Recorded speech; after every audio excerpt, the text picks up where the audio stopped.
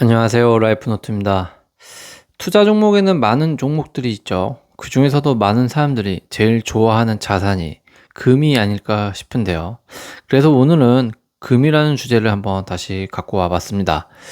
최근 며칠 사이에 조용하지만 아주 중요한 뉴스가 하나 나왔더라고요. 한국은행이 13년 만에 금을 다시 사들이기 시작했다는 건데요.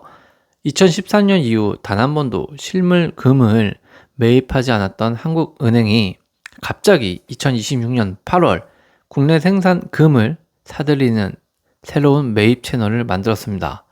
그것도 모자라 올해 2분기부터는 해외에 상장된 금 현물 ETF까지 조용히 사들이고 있었다는 사실이 뒤늦게 확인됐는데요. 중앙은행이 14년간 닫아뒀던 금고문을 다시 여는 이유, 그리고 이 흐름을 개인 투자자가 어떻게 해석하고 활용해야 하는지 오늘은 이 금에 대한 데이터와 통계를 근거로 한번 이야기해보는 시간을 가져보려고 합니다. 지난 8월 3일 한국은행은 국내 금 생산 업체인 LSMNM 그리고 한국거래소 KRX라고 하죠.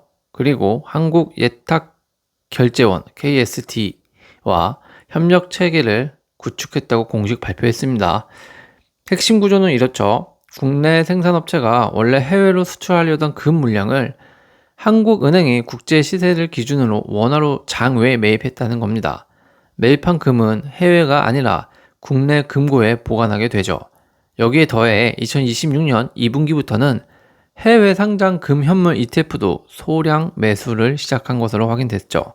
정리하면 실물 매입과 ETF 매입, 이른바 투트랙 전략으로 금 보유를 늘려가는 그림입니다. 아직 목표 물량이나 구체적인 매입 일정은 공개되지 않았습니다. 즉 얼마를 언제까지 산다는 계획표가 아니라 13년간 닫혀있던 매입 창구 자체를 다시 열었다는데 이번 발표의 무게가 있는 것으로 봐야 한다는 것이죠. 한국은행이 이 시점에 움직인 배경은 크게 세 가지로 좀 요약이 됩니다.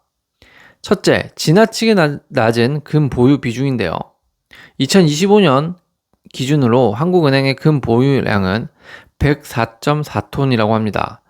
2024년 말 기준 전 세계 38위 수준에 머물러 있습니다. 외환 보유액에서 금이 차지하는 비중도 세계 금협회가 시가로 평가했을 때 3.5% 수준으로 신흥국 평균에 비해서도 낮은 편이었죠. 두 번째로는 지정학적 리스크의 상시화입니다. 중동발 긴장, 미중 무역의 갈등, 미국의 재정 불확실성이 장기화되면서 각국 중앙은행이 하나의 자산, 특히 달러 표시 자산에 쏠려 있는 리스크를 줄이려고 하고 있습니다. 세 번째로는 이미 시작된 글로벌 흐름에 올라탔다는 건데요. 세계금협회 자료에 따르면 최근 4년간 전 세계 중앙은행의 연평균 금 순매입 양은 약 1000톤이라고 합니다. 이는 직전 10년 평균이 약 500톤의 정확히 2배 수준이라고 하는데요. 폴란드는 최근 금 보유량을 30톤 넘게 늘렸고요. 중국도 꾸준히 매입을 이어가고 있다고 합니다. 한국은행의 이번 결정은 이 흐름에서 사실상 한 발 늦게 합류한 셈이나 마찬가지인 거죠. 여기서 반드시 짚어야 할 대목이 있을 것 같아요. 한국은행이 금을 산 게 이번이 처음이 아니라는 점입니다. 한국은행은 2011년 40톤, 12년에는 30톤, 13년에는 20톤, 3년간 총 90톤의 금을 사들인 이력이 있습니다. 그런데 2014년 미국 연준이 양적 완화 축소를 시사하면서 국제 금값이 전년 대비 28% 폭락했는데요. 1981년 이후 최대 하락률이었습니다.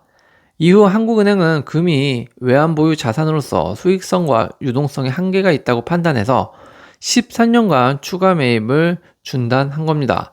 즉 지금의 매입 재개는 무조건 오르니까 산다는 낙관이 아니라 90톤을 산 뒤 급락을 맞았던 어떤 뼈아픈 경험을 갖고 그럼에도 불구하고 다시 움직였다는 뜻이죠.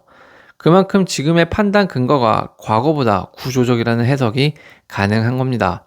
실제로 국내 금값은 한때 한돈에 110만 원을 넘었다가 최근 70에서 80만 원대까지 조정받은 상태였죠. 그때 매입을 다시 재개했습니다. 비싸게 쫓아가는 게 아니라 가격이 눌린 구간에서 들어갔다는 점도 조금은 눈여겨볼 부분인 것 같습니다. 이제 시야를 좀 한국 밖으로 넓혀볼게요. 지금 벌어지고 있는 일은 한국은행 하나의 이벤트가 아니라 글로벌 외환보유 구조 자체가 바뀌는 흐름의 일부라고 볼 수 있죠. 몇 가지 수치를 좀 정리해드리면요. 전 세계 중앙은행의 금 보유량은 현재 약 36,000에서 37,000톤으로 전 세계 공식 외환 보유액의 약 25에서 27% 정도를 차지한다고 합니다. 2010년대 평균 연간 매입량이 473톤이었던 것과 비교하면 최근 몇 년 매입 속도는 확연히 빨라졌다고 느낄 수 있죠. 세계금협회가 2026년 진행한 설문에서는 음닥기관의 89%가 향후 1년간 전 세계 중앙은행의 금 보유가 늘어날 것으로 전망을 했고요. 45%는 자기 기관 스스로 보유량을 늘리겠다고까지 답을 했습니다. 시가 기준으로 계산하면 2026년 전 세계 중앙은행의 금 보유 가치는 약 4조 달러에 달한다고 하는데요. 약 3.9조 달러 규모인 미국 국채 보유액을 넘어선 것으로 추정됩니다. 이는 1996년 이후 처음으로 금이 미국 국채를 제치고 세계 최대 외환 보유 자산 자리에 올라섰다는 것을 의미하는데요. 정리하면 한국은행의 이번 결정은 큰 흐름에 뒤늦게 올라탄 후발주자의 움직임입니다. 중국, 폴란드, 인도, 터키, 카타르 같은 나라들은 이미 몇 년 전부터 달러 비중을 좀 줄이고 금 비중을 늘려왔습니다. 자, 이제 오늘 이야기의 좀 핵심 질문일 것 같아요. 한국은행이 사니까 나도 사면 돈을 벌까라는 건데 이걸 말 그대로 믿어도 될까요? 여기선 좀 냉정하게 짚어야 할 차이가 있습니다. 그 차이가 뭐냐면 첫 번째, 한국은행의 금 매입은 수익을 위한 투자가 아니라 외환 보유액의 다변화, 그러니까 즉 리스크 관리라는 거죠. 몇 프로의 수익률을 목표로 사는 게 아니라 위기 상황에서 달러 자산 하나에 쏠려있는 위험을 분산하는 보험의 성격이 강하다라는 겁니다. 개인 투자자가 이걸 따라만 하면 돈을 번다? 이런 수익 공식으로 오해를 하면 안 된다라는 거죠. 두 번째로는 시계가 다릅니다. 이게 무슨 말이냐? 중앙은행은 수십 년 단위로 자산을 배분하죠. 그런데 개인이 단기 시색 차익을 노리고 뛰어드는 것과는 전제 자체가 다르다라는 겁니다. 그럼에도 불구하고 자산 배분의 관점에서 금을 포트폴리오에 일부 편입하는 것 자체는 합리적인 선택이 될 수 있죠. 실제로 국내에서 개인이 금에 적금할 수 있는 경로는 크게 4가지 정도가 될 겁니다. 첫 번째, 실물 있죠. 골드바의 적립일 텐데요. 부가세 10%가 붙고요. 보관이나 도난 리스크가 있지만 실물 보유의 심리적 안정감이 좀 있죠. 두 번째는 KRX 금 시장에서 좀 투자하는 건데요. 증권사 계좌로 금 현물에 투자를 하는 거고 매매 차익에 비과세 혜택이 있어서 세금 측면에서는 좀 유리하죠. 세 번째는 이 금 적립 통장 골드뱅킹인데요. 은행의 골드뱅킹, 이 금통장은 실제 금괴를 집에 보관하는 것이 아니라 통장에 금의 무게를 숫자로 적립하는 방식입니다. 예를 들어 10만 원을 입금하면 그날의 금 가격에 따라 0. 몇 g의 금이 통장에 들어오는 구조이죠.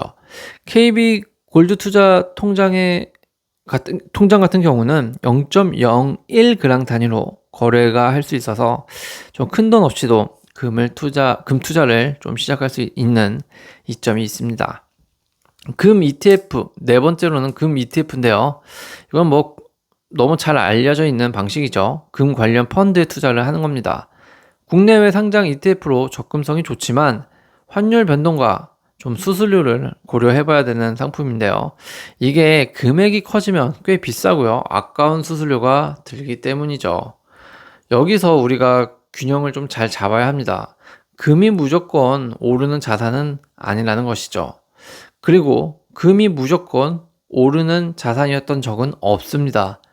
2013년 사례처럼 강달러 고금리 국면에서는 금값이 단기간에 20% 30%씩 조정받을 수 있습니다.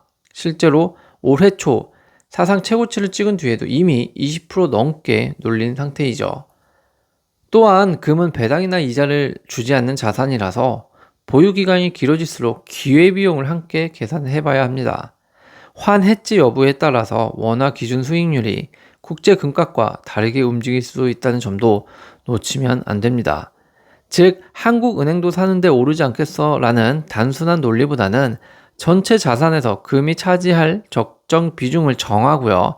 분할 매수로 접근하는 방식이 훨씬 좀 안전해 보이기는 합니다. 그렇다고 오늘 이야기가 투자를 권유하는 것은 아니니까 오해하지 말아주세요. 결론적으로 정리를 해보면요. 한국은행에 14년 만에 금을 매입 재개를 한 것은 낮은 금 보유 비중과 지정학적 리스크, 그리고 이미 몇 년 전부터 시작된 글로벌 중앙은행들의 탈달러 금 확대 흐름이 맞물린 결과라는 겁니다. 개인 투자자에게 중요한 건 달러 사면 돈을 번다 라는 단순한 구호가 아니라 이 흐름이 왜 일어나고 있는지를 이해하고 자신의 자산 배분 전략 안에서 금의 역할을 먼저 정하는 게 맞지 않나 싶습니다. 오늘 이야기는 여기까지고요. 오늘도 여러분의 하루를 응원합니다. 시청해주셔서 감사합니다.